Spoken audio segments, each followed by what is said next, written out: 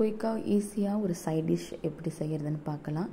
தேவையான பொருள் பார்த்திங்கன்னா வெங்காயம், தக்காளி, பச்சை மிளகாய், கருவேப்பிலை, மல்லித்தூள், காரத்தூள், கடுகு, சோம்பு, 2 ஸ்பூன் எண்ணெய் ஊற்றிக்கோங்க. கடுகு போட்டுக்கோங்க. நம்ம வச்சுருக்கிற சோம்பு தூளையும் போட்டுக்கோங்க. நம்ம வச்சுருக்கிற வெங்காயம், தக்காளி, பச்சை மிளகாய், கருவேப்பிலை அதோடு சேர்த்து உப்பு போட்டுக்கோங்க. இது நல்லா வதக்கணும். வதங்கின பிறகு மஞ்சத்தூள் 1/4 டேபிள் ஸ்பூன் போட்டுக்கோங்க. மல்லித்தூள் 1 டேபிள் ஸ்பூன், காரத்தூள் 1 டேபிள் ஸ்பூன். இது நல்லா வதக்கணும். பச்சை வடை போகிற அளவுக்கு வதக்கின பிறகு கொஞ்சம் தண்ணி சேர்த்துக்கோங்க.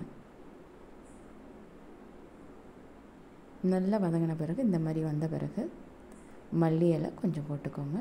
நல்லா டேஸ்ட்டாக இருக்கும். இது சப்பாத்தி, இட்லி, தோசை, சாதம் எல்லாத்துக்கும் சூப்பரான ஒரு சைட் டிஷ்.